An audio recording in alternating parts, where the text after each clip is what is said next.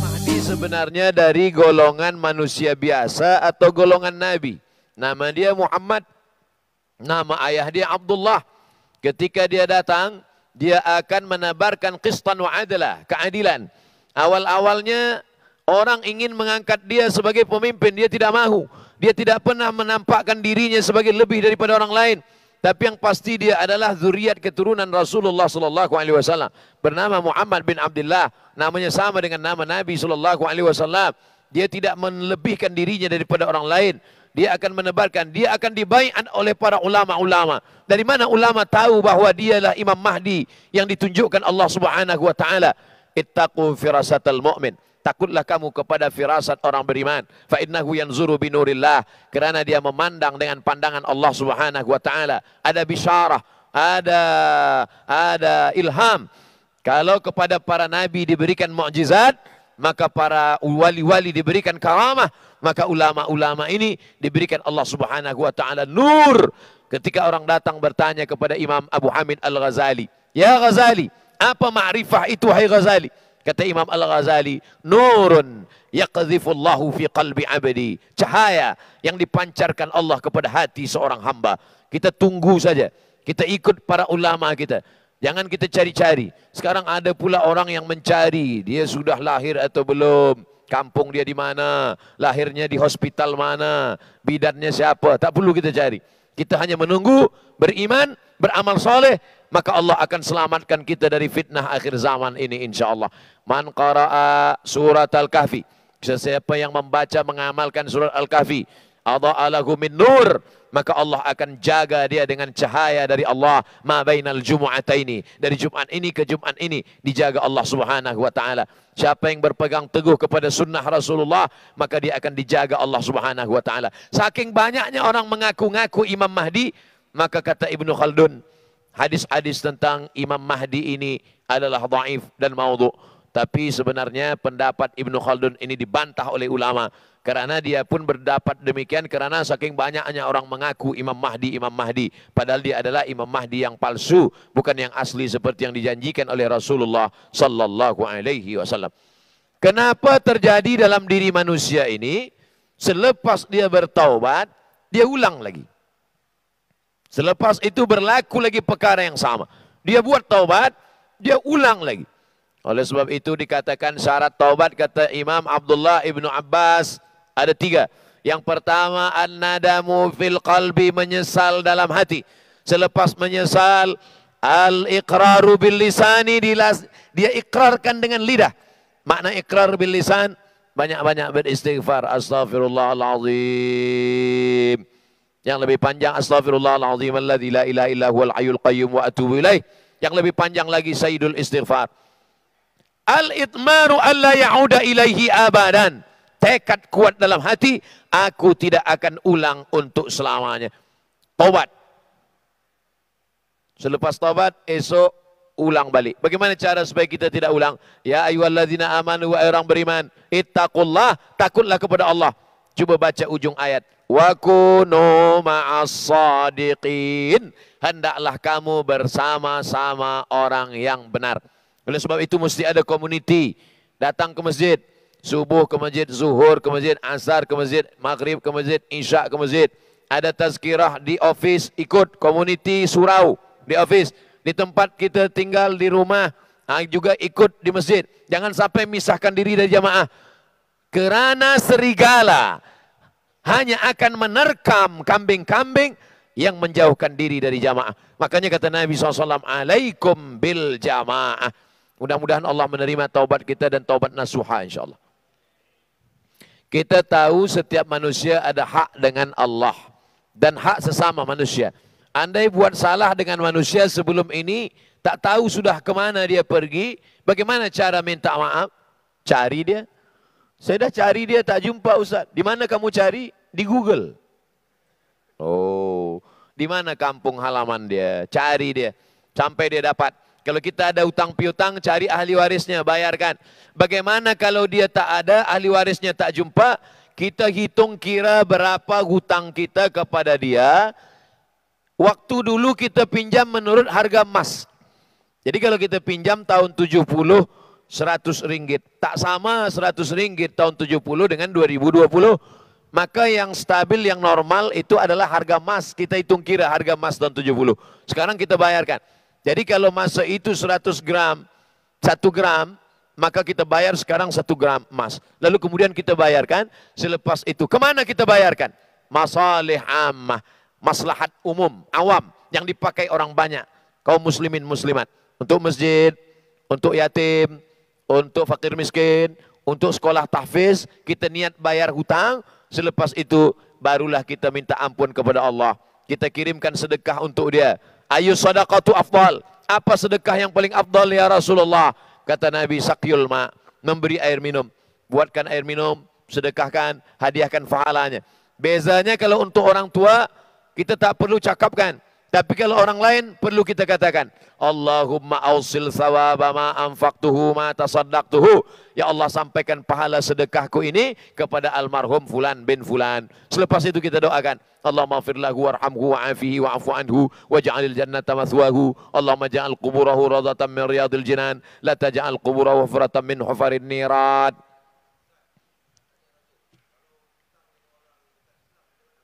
Bagaimana kalau ada utang dengan orang tak Islam? Ada setengah orang berkata, aku tak bayar lah Ustaz. Kenapa kamu tak bayar? Sebab dia tu memang tak perlu dibayar, neraka jahanam tempat dia. Sebenarnya bukan sebenarnya dia berpegang kepada dalil, tapi memang dia niat tak bayar. Apakah Nabi pernah berhutang kepada orang tak Islam? Ada dalil. Wadir'uhu marhunun inda yahudiyin. Ketika Nabi meninggal, baju besi Nabi hilang. Dir'ah namanya.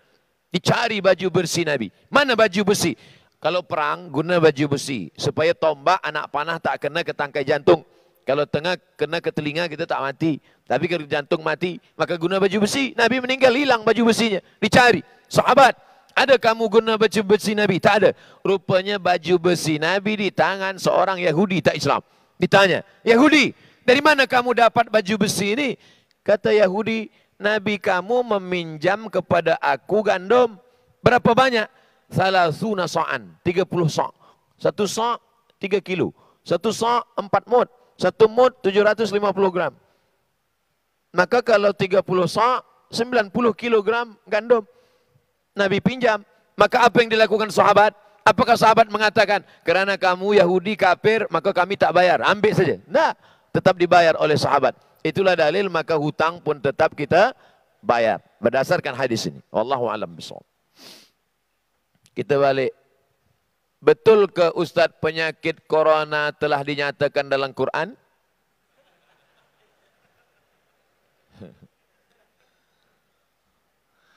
Dia tengok dalam FB dia. Corona, zamana, kazaba. Bukan Quran, itu Iqra. Corona datang pada masa banyak dusta, kata dia. Bukan ayat Quran. Adapun yang pertama menyebut virus corona ini adalah ulama dari Yaman. Bukunya 5-10 tahun yang lalu. Al-Habib Masyhur Al-Adani. Abu Bakar Masyhur Al-Adani. Dia sebut situ ada nama virus yang belum ada pada zaman sebelumnya. Tulis di situ humma al-corona. Humma demam. Demam panas. Ko, kap, waw, ra, waw, non, alif. Corona. Tapi bukan Toyota. Corona. Dalam Quran tadi. Macam mana Ustaz andai solat jemaah di sebelah orang mempunyai bau badan yang kuat? Bau kurang pakaian sebelah orang baca kuat sikit sehingga terasa terganggu kita solat. Man akala basalan, siapa yang makan bawang putih, bawang basal, bawang merah, sauman, bawang putih, fala yaqrabanna falyatazil musallana. Siapa yang makan bawang putih, siapa yang makan bawang merah, maka jangan dekat-dekat masjid kami, kata Nabi. Kenapa tak boleh dekat masjid? Innal malaikata tata'adza. Sesungguhnya malaikat terganggu dengan bau bawang itu. Bawang. Kira-kira mana yang hebat? Bawang petai ke? Oleh sebab itu maka kita diajarkan, laula an asyqa ala ummati, kalau tidak memberatkan pada umatku, la amartuhum bisiwak, aku suruh dia bersiwak inda kulli salah, setiap hendak bersolat dia bersiwak. Makanya para habaib kita, para tuan guru kita, para syekh kita, sebelum dia jadi imam, saya tengok waktu Habib Umar datang ke Jakarta di Hotel Crown, solat subuh, saya tengok dia sebelum solat, sufuf kata dia, sebelum angkat takbiratul ihram dia ambil siwak. Padahal gigi mereka bersih, tapi mereka nak ikut sunnah Rasulullah SAW. Sawus sufuf. Oleh sebab itu maka bersihkan mulut. Kami tanya badan, Ustaz jawab mulut pula. Sedangkan mulut yang kecil aja dijaga, apa lagi badan? Oleh sebab itu maka mesti mandi, mesti bersihkan. Ada penyakit itu akibat perut kotor. Kalau usus lambung ini kotor, maka dia menyebabkan keringat kita bau, peluh kita bau. Maka mesti dimakan ubat, dia makan sehari dari pagi sampai petang, cari hari cuti, keluar semua, maka itu menyehatkan, cari ubatnya. Supaya hilang bau-bau ini semua. Makanya di antara yang disukai Nabi adalah itter.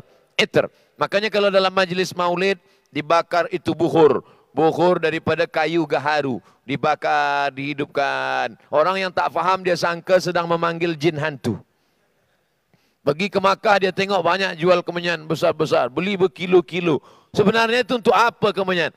Untuk mengharumkan. Sebab Nabi suka pada yang harum-harum.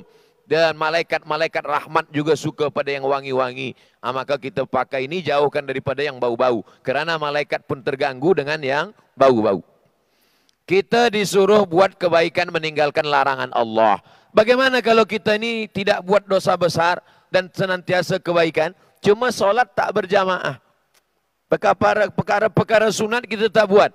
Hanya buat yang wajib saja. Ini sebenarnya kalau saya tengok ini bukan nak tanya. Nak menawar je. Kenapa kita tak solat berjamaah? Apa sebab kita tak sembahyang berjamaah? Nabi SAW bila dia lepas sembahyang, dia tengok ke belakang, dia tanya, Asyahidun fulan. Asyahidun fulan. Mana si fulan? Mana si fulan? Kenapa tak datang solat berjamaah? Pernah suatu ketika Nabi berkata, layan tahiyanna. Mereka yang tak datang solat berjamaah, mereka yang sembahyang di rumah, mereka yang sembahyang di jalan, berhenti, jangan ulang lagi. Kalau mereka tetap sembahyang di sana sendirian, la uharriqanna alaihim buyutahum, maka aku akan membakar rumah mereka. Oleh sebab itu, sedangkan dalam perang sekalipun, wa idza kunta fihim fa aqamta lahumus shalah. Kalau kau bersama dengan mereka ya Muhammad SAW, engkau menjadi pemimpin mereka dalam solat. Ayat ini tentang solat khauf. Apa maknanya? Sedangkan dalam perang sekalipun Nabi tetap solat berjamaah. Mengapa kita yang dalam keadaan aman, selesa, selamat, kenapa tidak solat berjamaah? Oleh sebab itu, solat berjamaah adalah syiar umat. Saya tak ragukan lagi tentang solat berjamaah. Di Malaysia, di mana-mana masjid saya tengok penuh. Semuanya ramai dengan solat berjamaah. Mudah-mudahan kita istiqamah insyaAllah. Sudah buat baik dengan keluarga mertua, sudah melayani keluarga suami dengan baik, tapi masih dibalas dengan layanan yang buruk. Kadang-kadang suami pun menyebelahi saya, bagaimana lagi saya lakukan? Bolehkah saya tak balik terus ke rumah?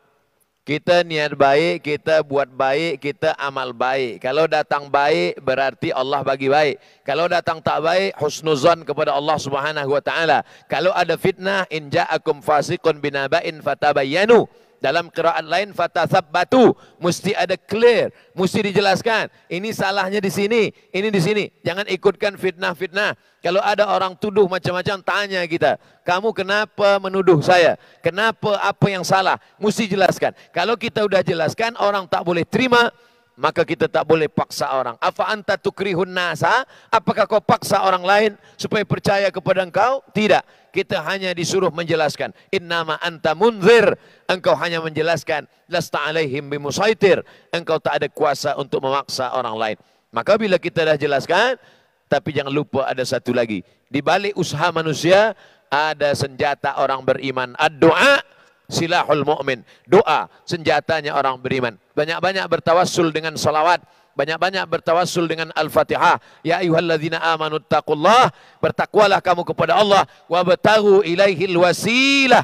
bertawassul dengan Nabi Muhammad. Allahumma inni atawassalu ilaika bihaqqi nabiyyika Muhammad sallallahu alaihi wasallam wan nabiyyin wasiddiqin wasyuhada wassalihin an tuyassira li umuri. Ya Allah, berkat kemuliaan Nabi Muhammad, lembutkan hati orang, baikkan orang, buat orang dapat menerima. Selepas daripada itu serahkan pada Allah. Fa idza azamta, kalau kau sudah azam kepada Allah, fatawakkal 'ala Allah, bertawakkallah kepada Allah.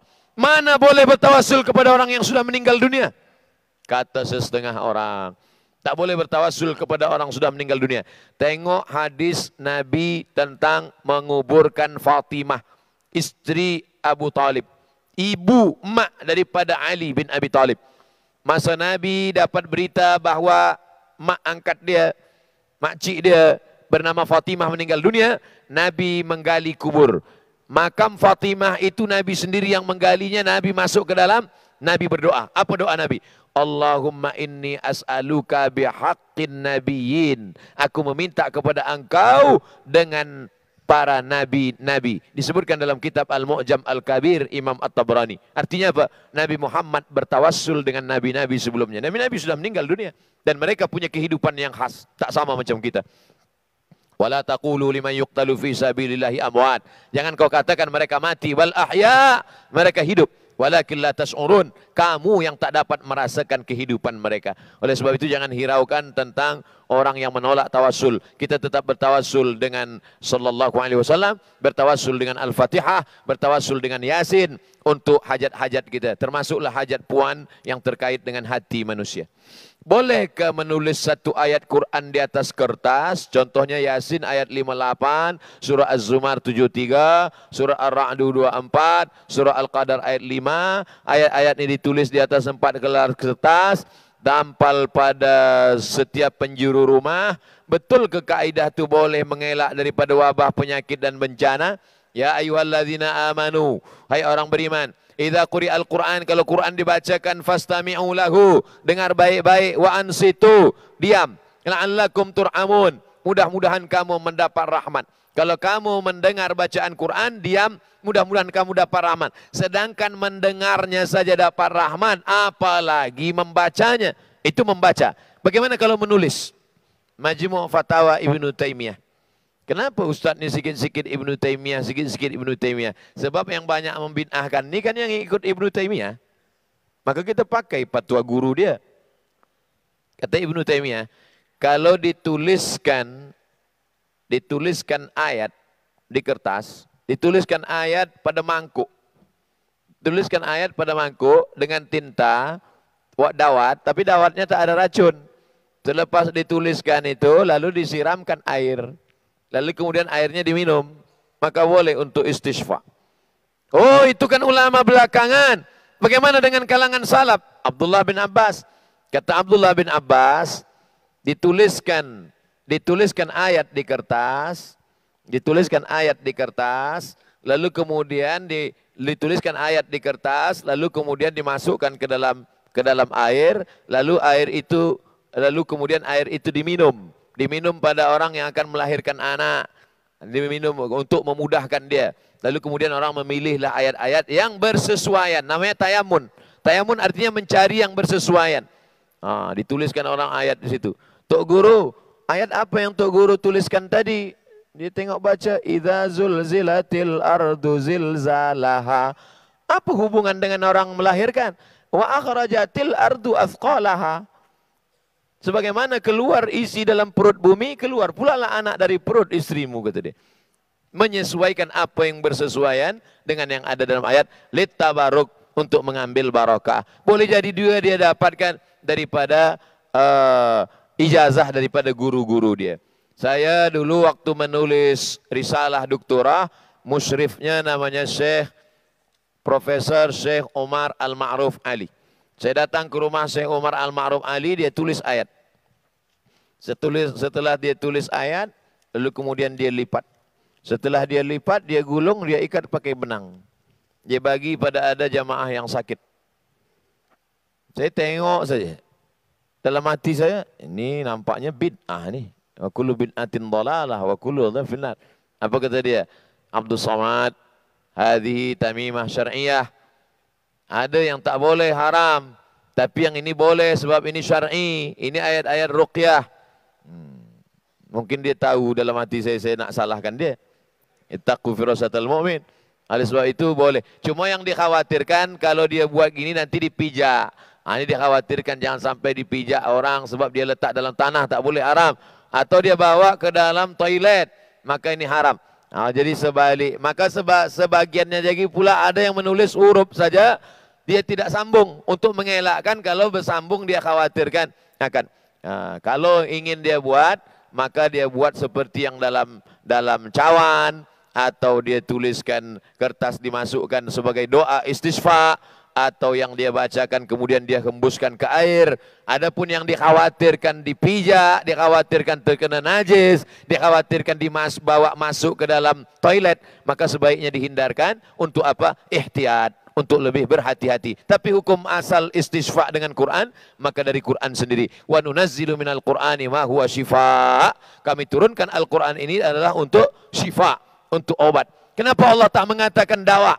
Obat dalam bahasa Arab dua, ada dawa, ada syifa. Ternyata dalam bahasa Arab, kalau dawa boleh sehat, boleh tidak. Tapi kalau syifa pasti sehat dengan izin Allah. Maka Allah gunakan kata wa nunazzilu minal Qur'ani ma huwa syifa, bukan wa nunazzilu minal Qur'ani ma huwa dawa. Wallahu a'lam bishawab.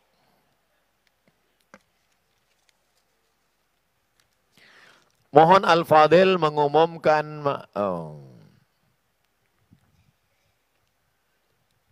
Masjid Negeri Sultan Ahmad I dibantu oleh unit amal membuat kutipan sumbangan ramai meningkatkan lagi pengimarahan Masjid Negeri Sultan. Segala sumbangan diucapkan ribuan terima kasih. Saya biasanya dalam tazkirah, kalau di Indonesia Tabligh Akbar ada kumpulkan derma, biasanya saya tengah tazkirah tu ada kotak-kotak. Tapi nampaknya di Pahang tak ada lagi orang bagi pakai box kotak sedekah. Sebab dia terus saja transfer melalui bank. Begitu kita cerita, ma'akal tafa'afnaita, yang kau makan akan busuk, wa malabista fa'ablaita, yang kau pakai akan lapuk, wa matasaddaqta, yang kau dermakan untuk Masjid Sultan Ahmad I, itu yang akan kau bawa mati kekal abadi. Allahu Akbar. Dia pun terus keluarkan handphone, dia tulis transfer ke bank. Lepas itu dia pun menangis. Kenapa menangis? Rupa salah tulis. Nak tulis 100, dia tulis 1000. Padahal yang salah itulah yang akan dia bawa mati menghadap Allah.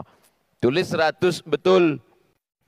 Ada di rumah 1.000.000, yang dikirim ke masjid 100. Kira-kira kalau kita mati, yang kita bawa mati yang 100 itu atau yang 1.000.000 di rumah? Banyak yang takut jawab. Yang 100 itu yang akan kita bawa mati menghadap Allah Subhanahu wa taala. Yang lain tinggal. Sekarang itu punya kita. Itu kereta siapa? Kereta saya. Itu rumah siapa? Rumah saya. Itu kebun siapa? Kebun saya. Bila? Sebelum malaikat maut datang. Selepas malaikat maut datang ada punya kita? Tak ada. Semua dibagi kepada ahli waris. Habis. Makanya orang yang pandai, orang yang smart, yang cerdas, al-kayyisu, orang yang pandai, man dana nafsahu, dia kekang hawa nafsunya, wa amila lima ba'dal maut, dia beramal apa selepas mati. Kalau pandai, berikanlah tanah itu wakaf untuk masjid. Kalau pandai, berikanlah sebagian wang yang disimpan selama ini. Berapa banyak orang cari duit tapi tak sempat menikmati duit. Cari pagi, pulang petang, cari petang, siang malam, tapi tak pernah menikmati. Manusia ini memang makhluk yang aneh. Dia cari makan, tapi dia pun tak boleh makan. Berapa banyak orang cari makan, makanan berkumpul, tapi dia tak pernah makan. Semua makanan banyak. Tuan tak makan, kolesterol. Tuan tak makan, diabetes. Oleh sebab itu maka tidak ada jalan lain untuk menikmati yang pernah kita cari di dunia ini, kecuali dengan bersedekah. Orang-orang yang mati itu kalau ditanya, hai orang mati, apa yang kau inginkan? Laula akhartani ila ajalin qarib. Berikanlah aku masa hidup sekejap saja ya Allah. Qarib, sikit saja. Tambah umurku ya Allah, sekejap saja. Kalau aku bagi engkau hidup sekejap, kau nak apa? Apa dia jawab? fa as-saddaqa, aku ingin bersedekah. Dia ingin bersedekah. Seandainya umur dia panjang, dia hanya ingin satu saja. Fa as-saddaqa, aku ingin bersedekah. Tasaddaqu, bersedekahlah. Untuk apa? Bersedekah menolak bala, jauh daripada musibah. Bersedekah untuk apa? Kata Nabi SAW, da'u mardakum bisadaqah. Banyak-banyaklah kamu bersedekah untuk mengobati sakit zahir dan batin. Datang seorang lelaki, hatinya keras, syaka, mengadu kepada Rasulullah SAW. An qaswatil qalbi, hatinya keras. Apa kata Nabi SAW? At'imil masakin, wamsah ra'sal yatim. Sapu kepala anak yatim, bagi makan fakir miskin. Cara melembutkan hati. Sadaqatus sirri tadfa'u mitatassu. Orang yang bersedekah menderma, menolak mati su'ul khatimah. Tiap hari, tiap petang kita berdoa, Allahumma khtim lana bihusnil khatimah. Wala takhtim alaina bisu'il khatimah. Tapi tak pernah bersedekah, mati su'ul khatimah. Cara yang paling baik menolak su'ul khatimah adalah dengan cara bersedekah. Ada seorang pemuda, belum menikah, anak lajang, mati di belakang makam Ibrahim. Ini makam Ibrahim, selepas dia tawaf, di belakang makam Ibrahim, sujud terakhir. Pakaian ihram, lepas tawaf, dalam Masjidil Haram, di tanah haram, dalam keadaan suci berwudu, di tempat yang mulia firman Allah, wattakhidhu mim maqami Ibrahim musalla. Banyak orang heran, dia bukan ulama, dia bukan alim, dia manusia biasa, pemuda belia. Heran orang, datang ke rumah orang tuanya, bertanya kepada bundanya, bertanya kepada maknya, apa amalan anakmu? Kenapa dia diberikan Allah mati husnul khatimah di sujud terakhir? Aku pun tak tahu.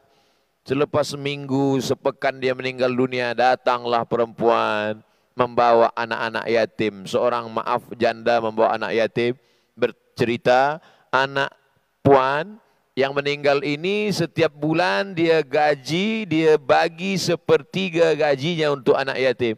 Tapi tak ada orang tahu, Allah muliakan. Makanya nanti kalau puan mana tahu suami puan meninggal, lepas tu ada janda datang, itu tanda husnul khatimah.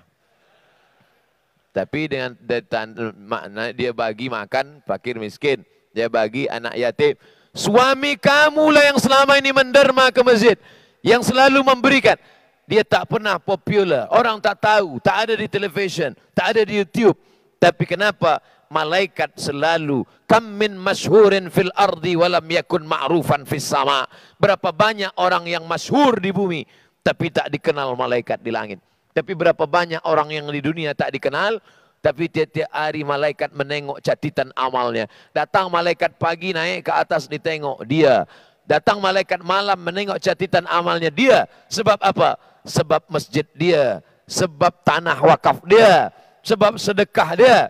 Tiap-tiap hari orang beramal, amalnya tetap mengalir. Tidak ada cara menyelamatkan harta kita selain satu jalan, yaitu dengan sedekah.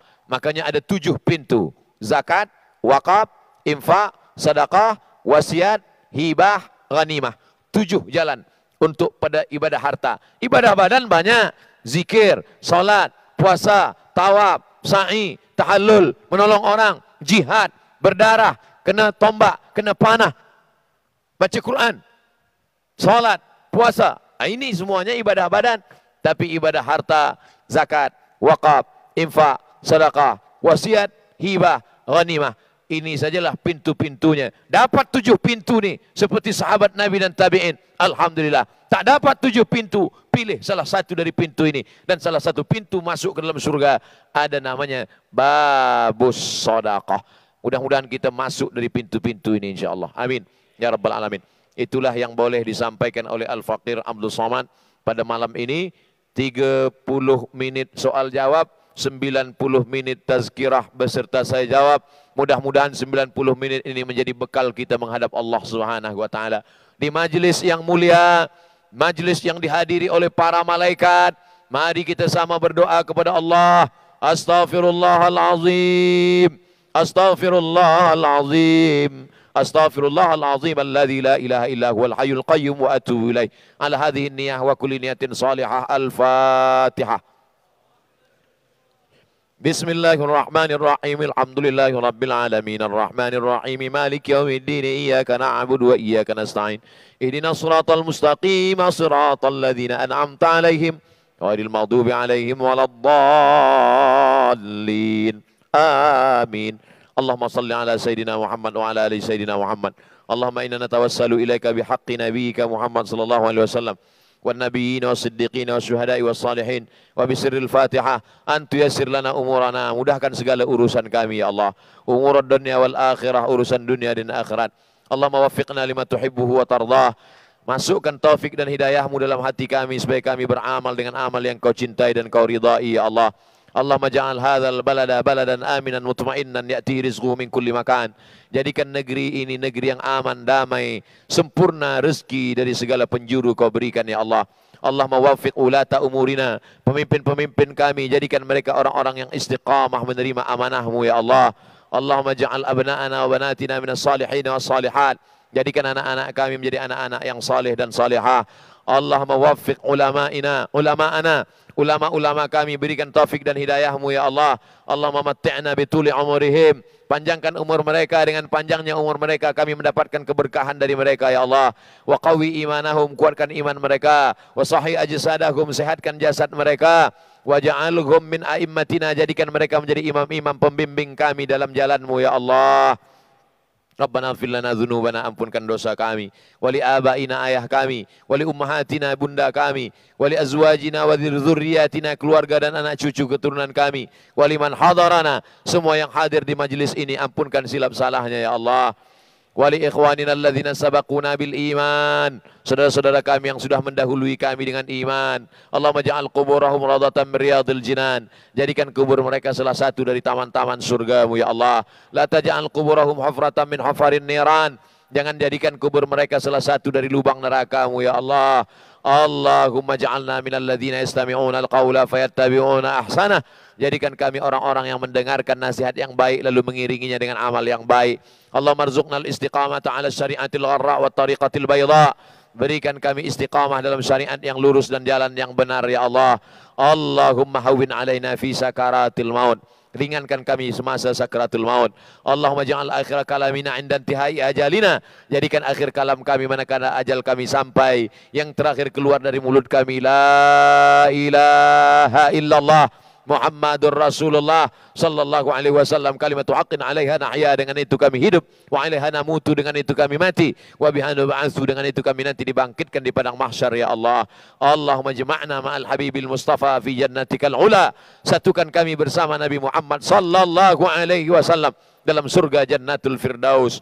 Allahumma akhtim lana bihusnil khatimah wa la takhtim alaina bisu'il khatimah. Rabbana atina fid dunya hasanah wa fil akhirati hasanah wa qina adzaban nar wa adkhilnal jannata ma'al abrar ya aziz ya ghaffar. Wa sallallahu ala sayyidina wa maulana syafi'ina wa dzukhrina Muhammad wa ala alihi wa sahbihi wa sallam. Walhamdulillahi rabbil alamin.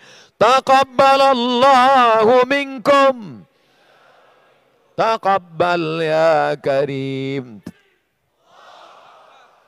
Allahu Akbar. Terima kasih segala perhatian, mohon maaf segala kesilapan dan kekhilafan, jaga kebersihan dan ketertiban. Wassalamualaikum warahmatullahi wabarakatuh. Waalaikumsalam warahmatullahi wabarakatuh.